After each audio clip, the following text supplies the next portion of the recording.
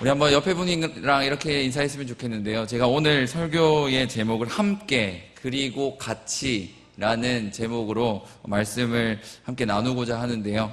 우리 한번 이렇게 인사했으면 좋겠습니다. 함께 앉아주셔서 감사합니다. 네, 한 번 더 인사할 텐데요. 당신은 나의 감사 제목입니다. 맞습니까? 네, 저희가 오늘은 함께 같이라는 이 단어에 대해서 한번 이 말씀을 통해 한번 살펴보고자 합니다.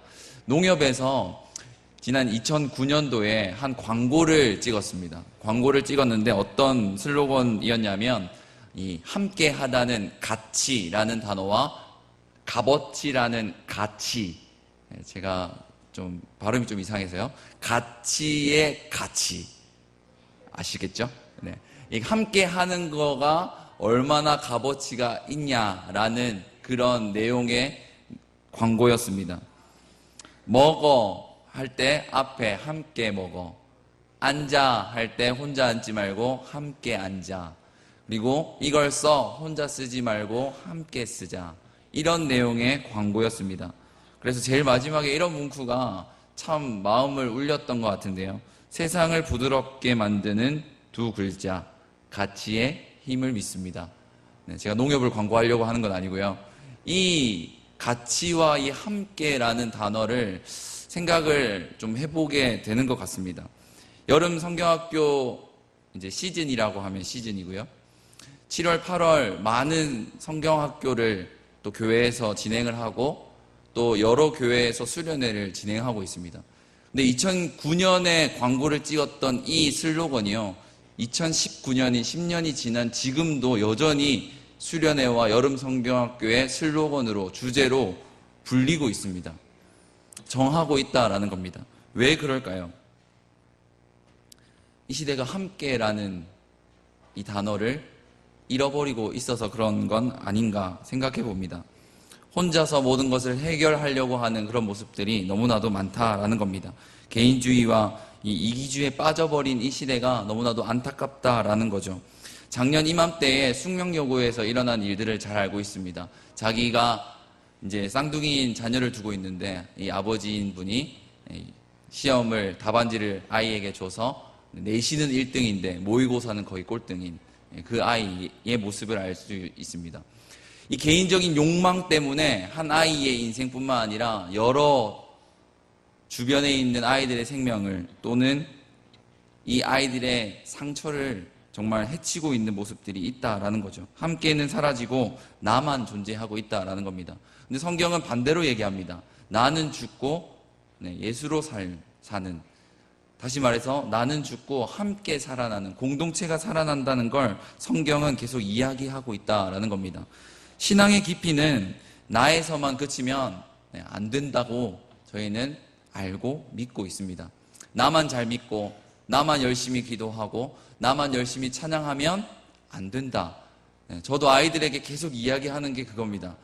나만 잘 되고 우리 교회만 잘 되는 게 아니라 함께 모든 교회가 하나님께 영광이 되어야 된다. 이렇게 가르치고 또 교육을 하려고 애쓰고 있습니다. 그런데 아이들에게서, 여기 아이들이 앉아 있지만 아이들에게서 돌아오는 건 네 목사님 함께 한번 해보겠습니다. 이런 대답이 돌아올까요? 여기 있어서 말하기가 좀 미안하긴 하지만 여전히 지 마음대로 합니다. 네, 여전히 내 마음대로 내 내키는 대로 행동을 하고 있다라는 겁니다. 그런데 그 모습이 저의 모습과 너무 닮아 있는 것 같습니다. 신앙적으로 보면 하나님께 하나님의 말씀에 따라 살겠다고 고백은 하지만 내 마음대로 살아가고 있는 게 현실입니다.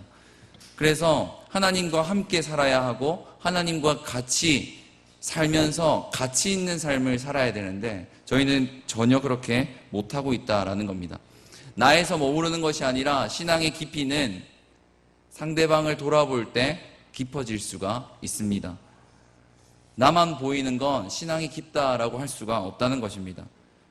다시 말해서 이웃이 보이는 게 우리에게 신앙이 깊어진다라는 겁니다.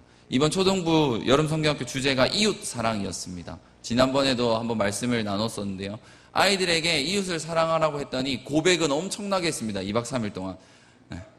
근데 그 고백대로 잘 됐을까요? 잘 됐으면 제가 얼마나 좋았겠습니까? 저도 잘 안 되는데요. 잘 되지 않았습니다. 2박 3일 동안 저에게 혼난 친구들이 얼마나 많은지 모릅니다. 이렇게 하자 저렇게 하자 잘 되지 않더라고요. 근데 저의 모습을 한번 되돌아 봤으면 좋겠습니다. 잘 안 되지만 포기하는 것이 아니라 그럼에도 불구하고 하나님 말씀 다시 한번 붙들고 이끌어가는 게 저희의 모습이 되어야 할 줄 믿습니다. 내 신앙이 나에게서만 있는 게 아니라 하나님까지 갈 수 있게 되는, 그래서 하나님의 말씀대로 하나님이 하고자 하시는 대로 이끌려가는 저와 여러분이 되기를 바랍니다. 전도서는 이 늙어서 회개한 솔로몬이 쓴 하나님의 말씀인데요. 이 늙은 솔로몬이 많은 것을 해보고 기록을 했습니다. 오늘 말씀에도 오늘 이 시대와 같은 상황이었던 것 같습니다. 이기적이고 개인주의가 판을 치는 그런 세상입니다. 그리고 사람들은 시기심으로 경쟁심이 엄청난 시대였던 겁니다. 함께는 없고 나만 있는 시대가 지금 이 시대와 같이 이 솔로몬이 마지막으로 살았던 시대도 그랬던 것 같습니다. 그때 솔로몬은 오늘 핵심 구절인데요. 우리 12절 우리 한번 함께 읽어보도록 하겠습니다. 12절입니다. 한 사람이면 패하겠거니와 두 사람이면 맞설 수 있나니 세 겹줄은 쉽게 끊어지지 아니하느니라. 솔로몬은 이 말을 하기 위해서 7절부터 오늘 읽었던 말씀들을 예화를 세 가지를 들면서 이야기를 하고 있는 겁니다. 8절에서는 어떤 사람에 대해서 설명을 하고 있는데 어떤 사람이 많이 있지만 그 주위에 아들도 없고 형제도 없고 친척도 주위에 아무 사람이 없다면 그 사람은 불행한 사람이라는 걸 이야기하고 있습니다. 한번 생각해 보십시오. 내가 상을 받았습니다. 1등을 했어요. 근데 자랑을 하고 싶은데 자랑을 할 수 있는 주위 사람이 없습니다. 교회에 왔는데 예배를 드리고 싶은데 함께 예배를 드리고 싶은데요. 나 혼자만 앉아 있습니다. 물론 혼자 있는 게 나쁘다는 게 아니라요. 얼마나 안타까운 일이냐라는 겁니다. 우리는 함께 그리고 같이 하나님께 영광을 돌리고 하나님께 예배하는 존재라는 겁니다. 저희가 잘 알고 있습니다. 사람은 혼자 살 수가 없다라는 걸요. 근데 그 잘 알고 있는 게 실천으로 잘 되지가 않습니다. 우리에게 있어서 이 함께 살아간다는 건 피곤한 일이 될 수 있고요. 어떤 분에게는 지치는 일이 될 수 있습니다. 또는 어떤 분에게는 죄송하지만 짜증나는 일이 될 수도 있습니다. 저 사람만 없으면 그냥 좀 이렇게 잘 할 수 있을 것 같은데 함께 하려고 하다 보니까 에너지를 너무 쏟게 되는 겁니다. 그래서 솔로몬은 오늘 12절에 얘기를 하면서 10절부터 12절까지 세 가지의 예화를 듭니다. 우리 10절을 한번 함께 읽어볼까요? 혹시 시작. 혹시 그들이 넘어지면 하나가 그 동물을 붙들어 일으키려니와 홀로 있어 넘어지고 붙들어 일으킬 자가 없는 자에게는 화가 있으리라. 여기서 함께라는 걸 생각하게 됩니다. 중동 여행 이야기를 좀 솔로몬이 떠올리게끔 하는데요. 이 중동 여행하는 사람에게 함께라는 게 참으로 중요했습니다. 왜냐하면 이 중동의 지방은 혼자서 지내기가, 여행하기가 엄청 위험한 곳이었기 때문에 그렇습니다. 길도 없고 가로등도 없고 손전등조차 없습니다. 골짜기도 깊어서 강도가 있을 수도 있는 그런 곳이었던 겁니다. 그래서 넘어지기 쉽고 도랑에 처박히어서 정말 다치기 쉬운 그런 곳이 바로 이 중동이었던 겁니다. 그래서 짐승을 잡으려고 구덩이도 파놓아서 정말 위험한 곳이 그곳인데 혼자 있을 때는 죽음에 처할 수도 있는데 함께 있으면 살 수 있는 희망이 있다라는 걸 10절에서 이야기를 하고 있는 겁니다. 우리가 잘 알고 있듯이 예수님이 12제자들을 전도하러 보낼 때 몇 명씩 보내죠? 12지역을 한 명씩 보내지 않으십니다. 2명씩 짝을 지어서 방방곳곳 보내신다라는 겁니다. 우리는 혼자서 무언가를 해결하기보다는 함께 무언가를 해내야 합니다. 그런데 그 무언가가 기도가 돼야 되고 그 무언가가 예배가 되어야 된다는 겁니다. 그리고 앞으로 이제 진행될 우리 가족 캠프가 함께 은혜를 누리고 교회에서 진행하는 모든 것들을 함께 했으면 좋겠습니다. 동시에 11절은 이렇게 함께라는 단어를 한 번 더 이야기를 하고 있는데요. 11절 한번 읽어보겠습니다. 또 두 사람이 함께 누우면 따뜻하거니와 한 사람이면 어찌 따뜻하랴. 이것도 마찬가지입니다. 중동 여행 가운데 한 사람이면 겉옷을 이렇게 바들바들 떨면서 입고 있는 게 아니라 이 체온을 느끼면서 함께 따뜻하면 살아갈 수 있다라는 겁니다. 이 온도차가 엄청 심했던 그 시대에는 이 저녁에 너무 추워서 동상에 걸려 죽는 일들이 빈번했다고 합니다. 그럴 때 함께 이 피부를 맞닿으면 살 수 있다는 거죠. 한번 겨울을 생각해 보시겠습니까? 겨울에 새벽 기도를 왔습니다. 새벽 기도를 왔는데 어떤 분이 앉아있던 자리에 갑자기 어떤 분이 일어나서 내가 그 자리에 탁 앉았을 때 그 느낌, 네, 따뜻하고 뭔가 기분 좋잖아요. 네, 저만 그렇습니까? 네. 추웠던 그 의자에 앉는 게 아니라 그 온기를 느낄 때 저희는 뭔가 따뜻함을 느낍니다. 근데 그것 이상으로요, 우리는 함께 해야 한다는 이 메시지가 계속적으로 하나님의 말씀으로 전해지고 있음을 깨달아야 한다라는 겁니다. 하나님은 함께 있을 때 다칠 수 있는 위험이 안전할 수 있는 것으로 바뀔 수 있다고 오늘 본문에서 이야기를 하는 겁니다. 그리고 제일 마지막에 12절에 이렇게 얘기하는 거죠. 너희는 패하지 않고 승리할 수 있다라는 겁니다.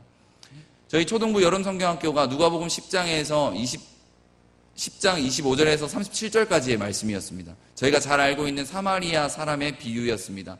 오늘 그 비유를 잘 설명해 주고 있는 겁니다. 사마리아 사람 비유에서 어떤 사람이 강도를 만났습니다. 그 강도가 혼자였습니다. 그래서 거의 죽을 것처럼 버려지고 나서 세 사람을 만나는데 제사장과 레위인과 사마리아 사람이었습니다. 그 가운데 사마리아 사람이 도와줬다, 이런 이야기였는데요. 오늘 이 12절이 그걸 이야기하는 겁니다. 혼자면 네가 죽을 수 있는데 함께하면 승리할 수 있다. 절대 패하지 않는다라는 겁니다. 그래서 우리는 함께 기도하고 함께 예배하는 것이 얼마나 중요한 것인지 깨달아야 한다라는 겁니다. 함께 한다는 것, 여러분, 너무 어려워서, 너무 추상적이어서 포기하려고 하고 있지는 않은가. 그래서 내 유익만 생각해서 난 하기 싫은데요 라고 말하고 있지는 않은가. 한번 되돌아보았으면 좋겠습니다. 그리스도인에게 요구되는 건 바로 이 희생입니다. 이 희생은 함께 할 때 이루어지는 겁니다. 나 혼자서 마음대로 살면 희생할 필요도 없습니다. 시간을 투자하는 것도 마음을 투자하는 것도 필요가 없다라는 겁니다. 그런데 이렇게 함께 할 때 표정도 막 일그러지고요, 막 눈물도 나고요, 막 열받기도 하고요, 막 이렇게 되는 겁니다. 그럴 때 우리가 더 하나님께, 하나님, 우리가 함께 할 때 이런 아픔이 있습니다, 어려움이 있고 지침이 있습니다, 도와주십시오, 이렇게 기도함으로 이 모든 것들을 이겨내는 은혜가 있기를 바랍니다. 초등부, 또 유치부, SFC, 청년부, 수련회와 여름성경학교가 끝났습니다. 행사가 끝났지만 이제 또 내일부터 하나님의 역사는 쓰여질 겁니다. 그것을 위해서 많이 기도해 주시고요, 우리 아이들과 함께 하시는 그 하나님을 위해서, 또 하나님께서 우리 아이들과 함께 해주시길 위해서 한번 기도해 주셨으면 좋겠습니다. 주님을 닮기 위해선 저희들은 기꺼이 희생해야 된다는 걸 알고 있습니다.